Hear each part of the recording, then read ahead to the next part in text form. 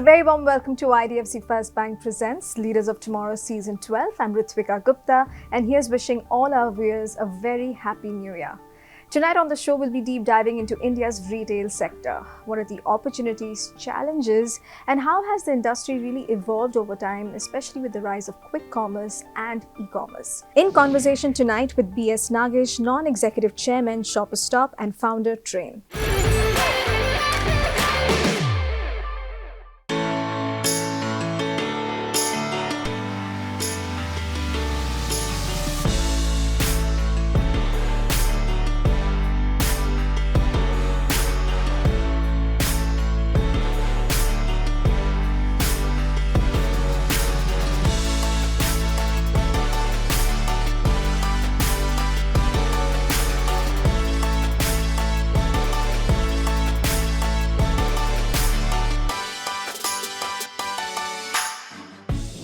Mr. Nagesh, thank you so much for being on ET Now Leaders of Tomorrow. It's a pleasure having you today. Thanks so much for inviting me and love to be here. You know, my first question, and especially because we are here at Shopper Stop doing this interview. Now, Shopper Stop was one of the very few, organized, if not the only one, organized retail ventures to be set up back in 1991. And you were at the helm of it. So right now we are in 2025. How does it feel to be back here, and how much of the vision, your original vision, has been realized? So to be very honest, Ritwika, when I started, I had no clue about modern retail. I had no clue about large store. It was just a dream to say, if anybody opens a 50,000 square feet store, it will be me.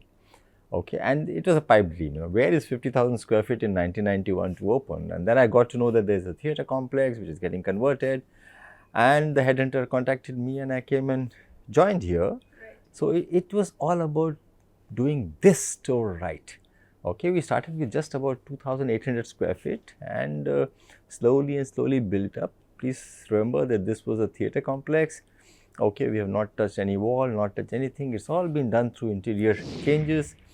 And eventually it took us 2 years. 91 October we launched the men's section, 92 December we launched the women's section, and by 94 this whole store was a 50,000 square feet store. Yeah. So that time the vision was to make this the best department store in the country, with a very clear saying it will be nothing but the best.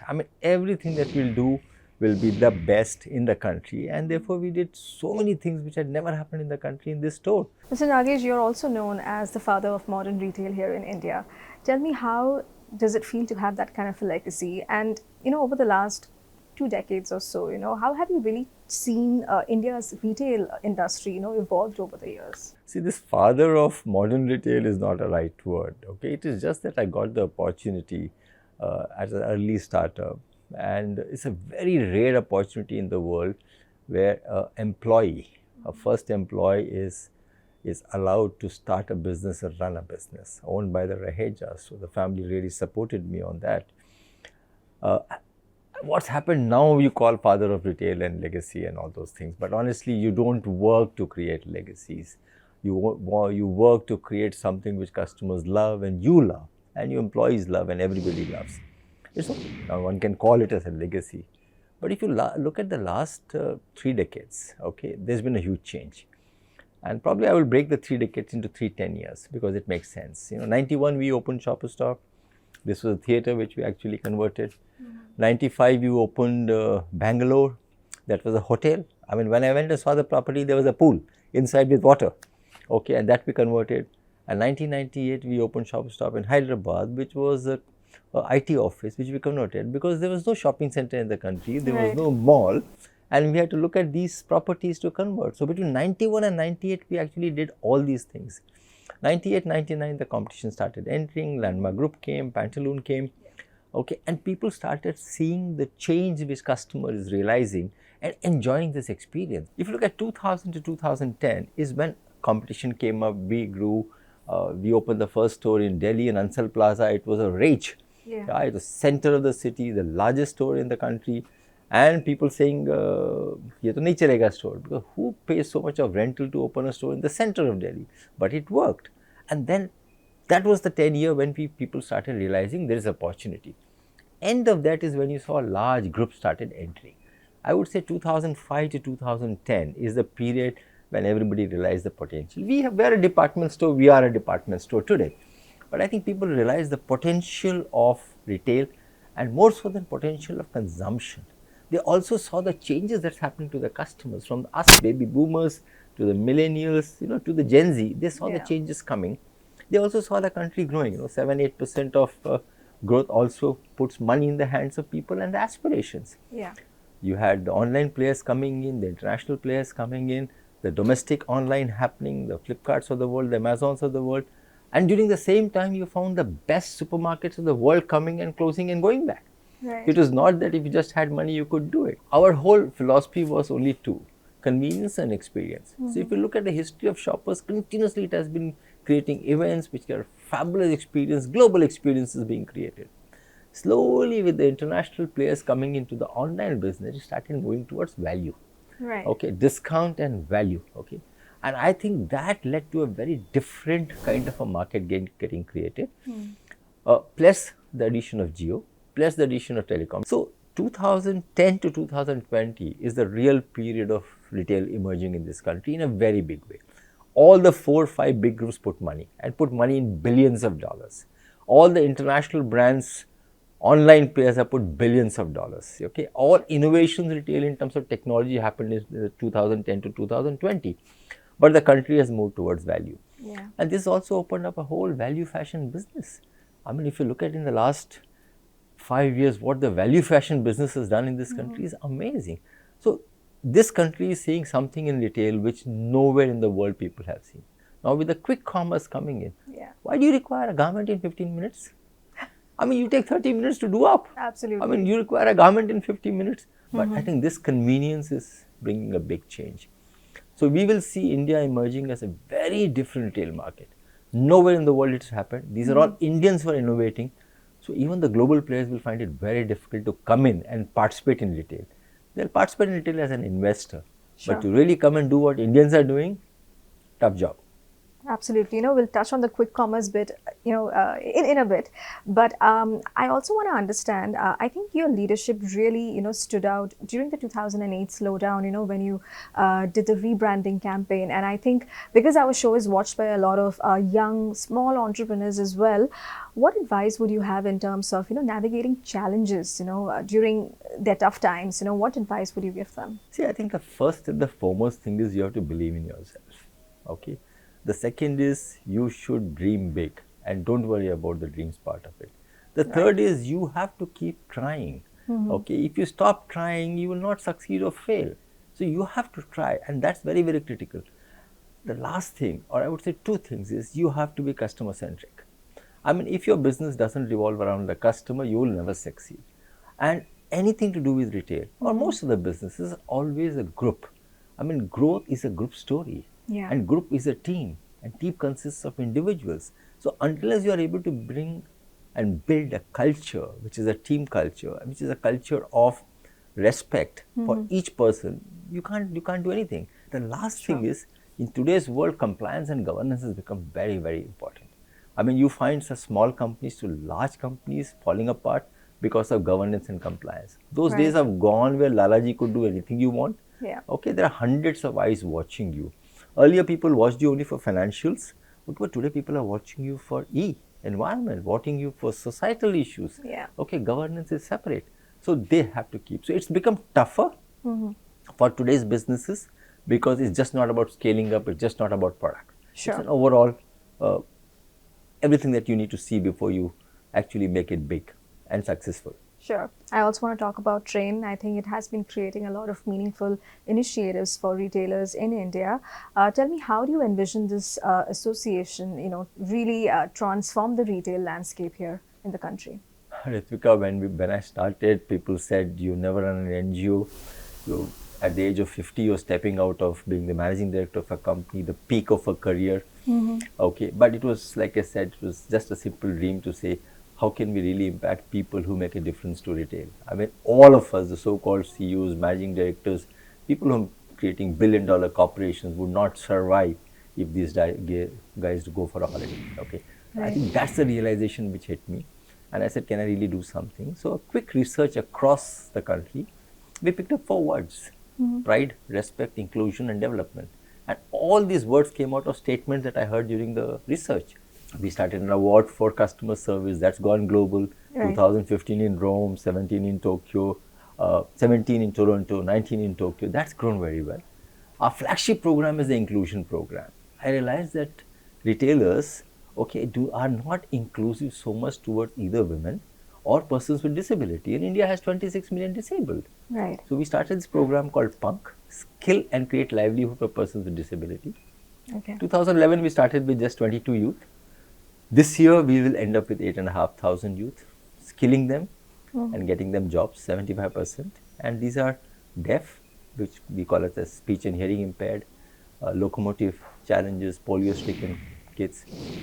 And we'll also skill about 4,500 girls from very, very poor, marginalized communities and get them jobs. So this has become a flagship program. And the last part, development, tools, learning management system to really make it happen for them. It's time for a quick break here. We'll be back shortly. Stay tuned.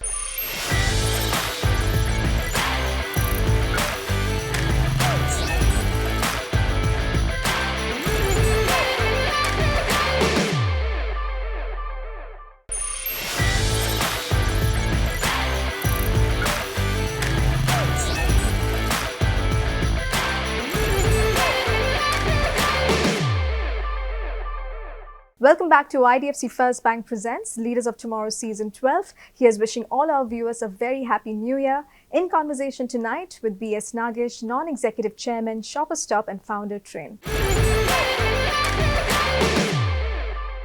Mr. Nagesh, what opportunities do you see for small retailers here in India, especially as they navigate challenges like digital disruption, with the advent of AI, competing with, large players, and of course, the constantly changing consumer preferences. So what opportunities do you see for them? There is a challenge, and there is no doubt about it. Yeah. And the challenge is less to do with complexity or disruption. Yeah. I think the biggest challenge is for themselves to face the challenge. Let me tell you how. Most retailers in this country are first generation or second generation. Most of them are first generation. If you go and look at them, they'll be in their 50, 55, 60, 65. Okay? Mostly not educated, coming from business families, but they have educated their children. Okay? Graduates, engineers, blah, blah, blah, blah. But they have not created an environment for the children to come back in the business. Okay. On the other hand, like I said, the industry doesn't have pride. So nobody wants to do graduation or engineering and come back and sit in a dirty stop in my father's not so well maintained stop. Okay, so this is a challenge that the retailers themselves have created. Because of this, they are not able to see the opportunities sitting, and they are losing the current opportunities to competition. Right. So you ask me, saying, what is the future of retail? Well, for those who are going to adopt it, for those who are going to bring in the second generation, fabulous. But for many of them, the challenge will continue. And if they don't do anything and they think sitting in their place, things will happen on them, it will not happen. And these are the ones who are going to face challenge, and they may close down also. Sure. The tech challenges or the tech innovations are disrupting. Till now, the tech was only assisting in increasing the pie. Online business increased the pie of business. I mean, a woman sitting in Jodhpur or Jaipur who's doing a fabulous work could not reach the market because she didn't have the muscle. Right. But today she has the muscle and she is reaching the market thanks to the online players. But quick commerce is not assisting you. Okay, you're converting the real stores into dark stores. There's a new challenge which are going to come in now. So I think these retailers have to really see, otherwise they may not exist. But because the retail ecosystem is such an important part of our society, if the government doesn't intervene, if the banking system doesn't intervene, if the technology doesn't intervene to help them flourish, this will change the social fabric of the country. So I think the social fabric will change if we allow only one side of things to grow. So to me, the 12 million retailers have to be pushed. Okay, I'm not saying supported or give them freebies. Have to be pushed, encouraged to really create a balance in the ecosystem such that both of them survive, which is required for the society. Right. And just picking up from what you said, speaking of, quick commerce, e-commerce, right, it has also put immense pressure on physical retail stores, Do you see these formats coexisting in the long run? Well, globally, they have not coexisted. Okay, locally, the only reason they will coexist is that the penetration of these is still extremely small, extremely small. I started in 1991, today we are talking of in 2024. By next year, modern retail will be about 25%. 75% is still not. Okay, to change this kind of things in a country, you require trillions of dollars. So to me, next 20, 30, 40 years, there will be impact and effect, but it will not change or it will not extinguish the retail. Yeah. But there are changes happening, and especially with the new, after the Gen Z, the Gen Alpha and whatever you call, okay, I think there are changes. But there's one more change that's happening because of this. Youngsters are actually conscious about environment. You're also seeing that they're becoming more minimalist and simplist. Sure. In India, we can adopt all development, but not at the cost of our social fabric, because that's what India is all about: our society, our culture, our behavior, our genuine humanity. Yeah. That's very, very critical for us. Fantastic. Well, sir, you also recently launched your new book, Serve, Business from the Heart. So tell me, what are the key takeaways for leaders, for working professionals, entrepreneurs who are, reading the book? What can they take away? So let me tell you why we took the word serve. Yeah. I mean, very early in my childhood, I wanted to join the army. So when I was talking to Ritu, my co-author, I said, I really wanted to serve in the army. But being the only son from the family, there was a hue and cry, and they didn't allow me to join the army. Right. I was a good sports person. I used to play badminton, tennis, and I used to like my serve, and others used to hate my serve. Yeah. This is part of the story that we were talking of. Sure. And then I joined Shoppers, and we said, we are here to care for customers, and therefore we call ourselves Customer Care Associates. And that's a common designation which runs all across. Yeah. And then after this journey, I started TRRAIN, okay, which was again to serve the community. Yeah. So everywhere we found this word commonality in my journey of serve, serve, serve, and we said, let's keep the name of the book Serve. Yeah. Now this book is not an autobiography. Okay. This is not about my personal story.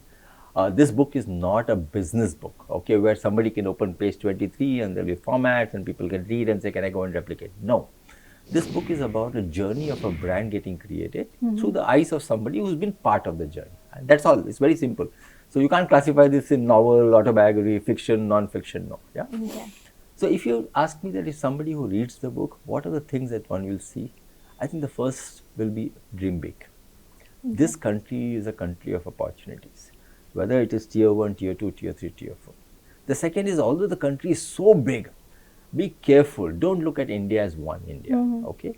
You can look at India as tier 1, tier 2, tier 4. You can look at India as Kishore Miani used to say, India 1, India 2, India 3, India 4. Or look at India as a state by state. This is my 33rd year. Yesterday somebody was asking, how do you work in one company for 33 years? We are not able to work for 33 months. Yeah. I'm not saying that you have to work for 33 years. But as long as you work, you have to enjoy. So if you have to enjoy, the creators of the business have to see that the purpose is very clear and aligned. If your purpose and my purpose is not aligned, I mean, I and you will not work together.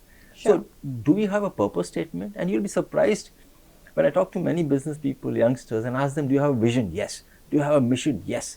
I mean, do you have values? Yes. I said, but what's the purpose of your business? No, it's the vision. I said, no, vision is not. I mean, purpose has to be something which is inclusive. You exist in this community because you're doing something for the community. Right. So, to me, having a purpose is very, very, very critical. And there's another thing that you'll see in the book. Okay, I always believe the competitors can be collaborators. Yeah. When I started Retail Association of India as the first chairman of the association, I ran the association 15 years. I went to Noel Tata, I went to Kishore Biani, I went to all of them to say, let's start an association. People said, he's gone mad. He's going and talking to the competitors. But don't forget, if we had not come together, if we had not formed a retail association, if we had not looked at the policies of the country, I mean, where would have the modern retail come in? Yeah. Okay. And finally, if you look at it, what is it that one can do to actually continue the business? If you're making mistakes, learn from the mistakes. Yeah. Okay. That to me is very, very, but that doesn't mean that you should not do trials. Do trials, make mistake, learn from it, and then move forward. Fantastic. And can you also talk to us about your association with Crossword bookstores? How did that partnership come to? That was not very difficult. One part was very easy. I was thinking of writing a book 10 years back. I just couldn't do. Then I got two more colleagues who said, let's write it together. He tried, they tried, but I didn't do well. Last 2-3 years, whenever I have been going and talking to people, talking to students, talking to others, they've been saying, sir, write a book. Okay, but I don't think I had the ability to write a book. So I went and met Crossword, both Akash Gupta and Dinesh ji. Yeah. And they said, if you want to do it, why don't you find a literary agent? So I got Manish, who's the author up front, and he said, let's find a co-author. Okay, and he introduced me to 3-4 people, and finally Ritu agreed to be my co-author, and they said, do you want a ghost author or a co-author? Yeah. I mean, this was something new for me. Right. I mean, somebody puts so much effort writing a book with you, 18 months, and you call the person ghost. So I said, no, I'm going to have a co-author. And Crossword is a publisher and Crossword is a retailer, and I've known them for 25 years. Yeah. So there's a lot of trust. Fantastic. So you mentioned something about dreaming big, earlier, and I found that really interesting because, our show this season, the theme is powering entrepreneurs for the global stage. There's a sense of aspiration among India's entrepreneurs. But tell me, how can they dream big while balancing a business that is also sustainable in the long term? See, when you talk of dreaming big, okay, you can dream big even within a city in this country. Because like I said, a city is equivalent to some other country. I know of businesses which have 100 stores in one city. I know of businesses who have 100 stores in 100 cities. Okay, Yeah. the one which has 100 stores in one city is doing better than this. Okay, Right. so your dreaming big also needs to have a geography. When you say sustainability, there are 3 parts of sustainability. Sustaining your customers, for that you have to be customer focused. Right. Sustaining your capital, which means having enough money, that's very, very important. And third is the sustainability in terms of environment and blah, Correct. blah, blah. But today what's happening is that because of what's happening to valuation, because of what's happening to the IPOs of the world, because of the kind of monies they are getting, thousands and thousands of them dream to become those 10 who have become very big. Right. And therefore, they're spreading their leg more than the chadar they have, or Sure. more than the bedsheet they have, or whatever you call it. Yeah, I think that's something that you have to look at it. Finally, sir, our show is called Leaders of Tomorrow, and I always ask my guests, what does leadership mean to them? And the same question would go, for you as well. What does being a leader mean to you, especially in today's rapidly changing world? Well, understand customers, do the right things for them, and carry your people with you. Fantastic. Well, it was lovely chatting with you, Mr. Nagesh. Thank you so much for Thank being you, on the show. Ritwika. Thank you so much talking to you. Thank you so much. With that, it's a wrap on this episode of IDFC First Bank Presents Leaders of Tomorrow Season 12. We hope you enjoyed the conversation. Thank you for watching. Goodbye.